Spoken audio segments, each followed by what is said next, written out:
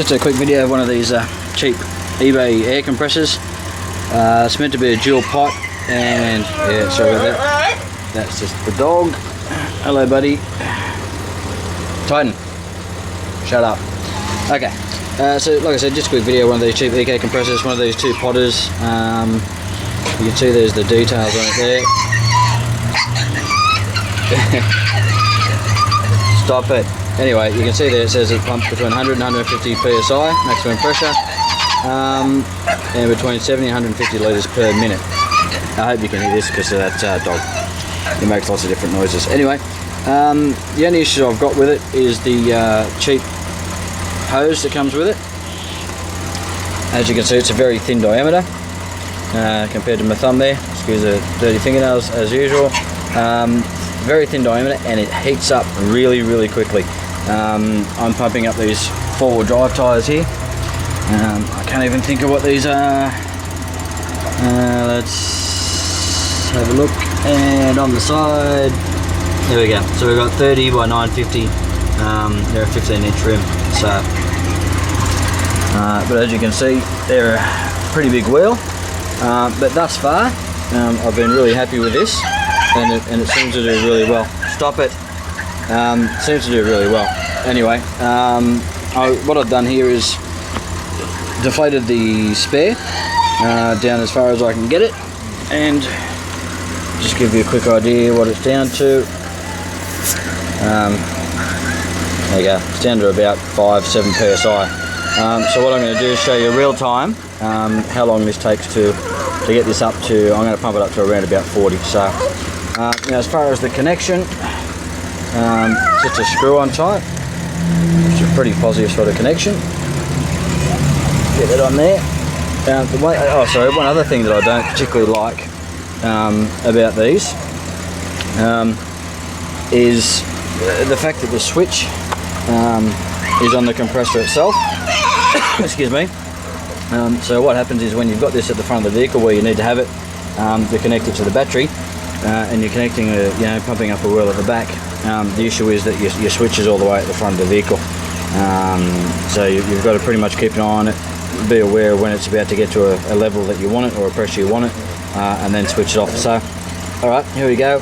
Like I said, the other thing is this gauge here.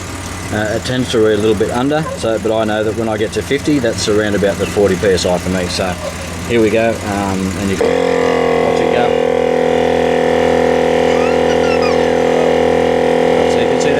Way over what it was, the 5 psi that was already in it.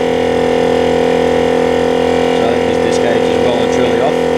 So definitely worth carrying another one.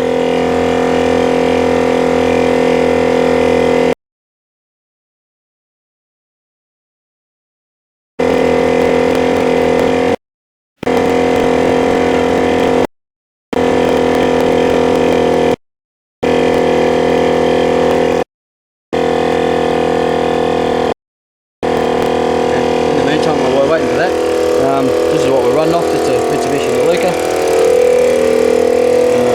Sure you can see that there.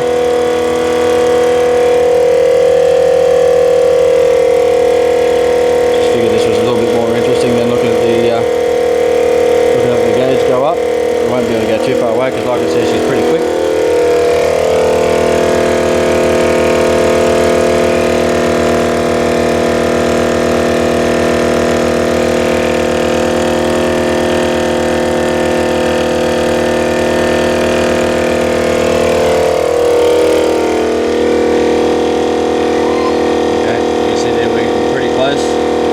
Seems to go pretty quickly when you get to this point.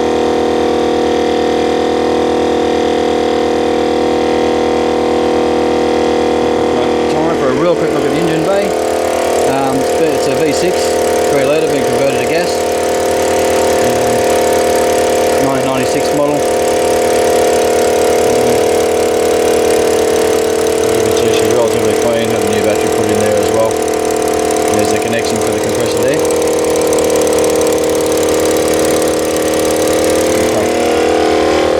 Pretty close. Almost there.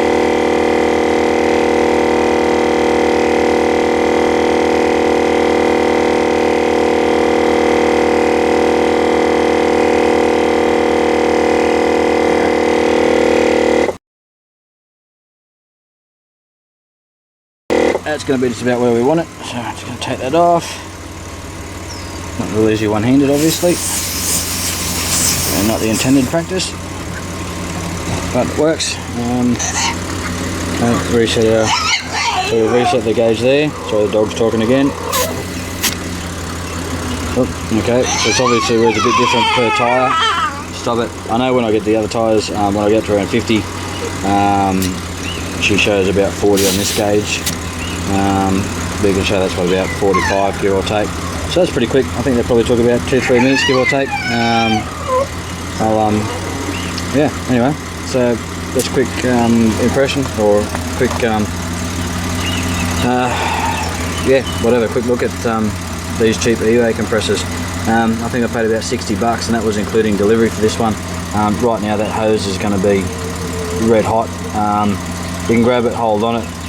The connection's real hot. As you can see, I can't hold on those too long. And these are quite warm as well.